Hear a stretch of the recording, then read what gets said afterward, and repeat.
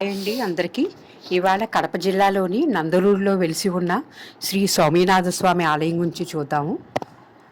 ఈ ఆలయాన్ని 11వ శతాబ్దంలో చోళవంశరాజు కులోత్తుంగ చోళుడు ఆలయ నిర్మాణానికి పూనుకున్నారు. తర్వాత చోళులు, పాండ్యులు, కాకతీయ, విజయనగర రాజులచే 17వ శతాబ్దం వరకు నిర్మాణం సాగిందండి. 120 ఎకరాల మాన్యం ఉంది. అలాగే 12వ శతాబ్దంలో కాకతీయ ప్రతాపరుద్రులు గాలిగోపురం కట్టించి నందలూరు, అడవూరు, మన్నూరు, మందరం, హస్తవరం అనే 5 గ్రామాలు కానుగ్గా ఇచ్చారు. ఈ నిర్మాణంలో ఎక్కువగా తమిళ రాజులు పాల్గొన్నారు కాబట్టి తమిళ శాసనాలు చాలా ఎక్కువగా ఉంటాయి.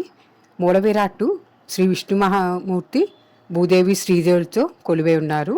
గర్భగుడిలో ఎలాంటి కృత్రిమ దీపాలు లేకపోయినా స్వామివారి 7 అడుగుల ఎత్తైన విగ్రహం ఉదయం నుండి సాయంత్రం వరకు కాంతితో ప్రకాశిస్తుందండి.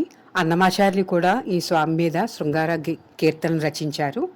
కడపకి ఇది 45 కిలోమీటర్ల దూరంలో ఉంది. అలాగే రాజంపేట నుంచి 10 కిలోమీటర్ల దూరంలో ఉంటుంది. ఇక్కడ అన్ని సదుపాయాలు ఉన్నాయండి. ఈ ఆలయం చుట్టూ 9 ప్రదక్షిణలు చేస్తే కోరిన కోరికలు ఇట్టే నెరవేరుతాయని నమ్మకం.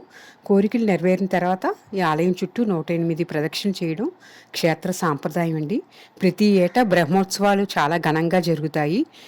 ఇప్పుడు జరుగుతున్నాయి కూడా అండి ఈ జూలై ఆఖరి వారంలో. ఈ సందర్భంగా ఆలయం వెలుపట కోనేటిలో తెప్పోత్సవాలు కూడా జరుగుతాయి. ఇక్కడ భారతీయ పురావస్తు శాఖ వారిది కూడా శాసనాలు ఉన్నాయి. వారి తాలూకాది వారు నిర్వహిస్తున్నారండి.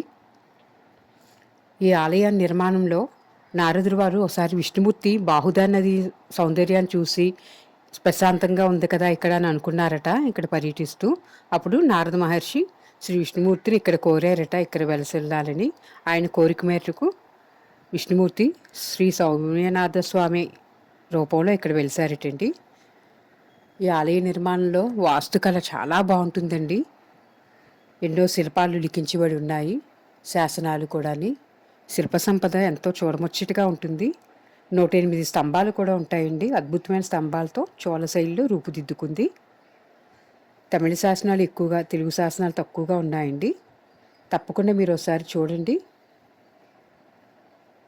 చాలా దగ్గరండి కడప జిల్లాకు. కడప నుంచి రాజంపేట వెళ్ళే బస్సులు ప్రతి అరగంటకు దొరుకుతాయి.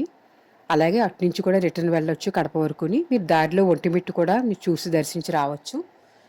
వీలైతే తప్పకుండా వెళ్ళి రండి. ఇక్కడ విష్ణుమూర్తి శ్రీదేవి, భూదేవులతో కొలువై ఉన్నారు సౌమ్యనాథుని రూపంలో.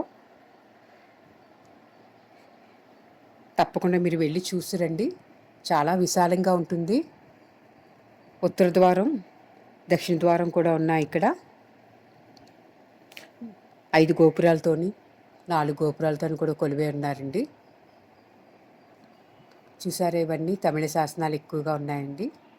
భారతీయ పురావస్తు శాఖ వారి బోర్డులు కూడా ఉన్నాయి. ఇవేనండి 108 స్తంభాలు. ఆలయం అంతా లోపల 108 స్తంభాలు ఉన్నాయి. చూసిన కొద్దీ చూడాలనిపిస్తుంది స్వామివారి రూపం. శ్రీదేవి, భూదేవులతో ఎంతో సుందరంగా ఉంటారు స్వామివారి ఇక్కడ. బ్రహ్మోత్సవాలు చాలా ఘనంగా జరుగుతాయి, చూడముచ్చటగా ఉంటుందని ఆ ప్రాంతీయులు చెప్పారండి. మేము వెళ్ళిన టైంకి బ్రహ్మోత్సవాలు ఇంకా వారం రోజుల సమయం ఉంది. తప్పకుండా దర్శించి చూడండి.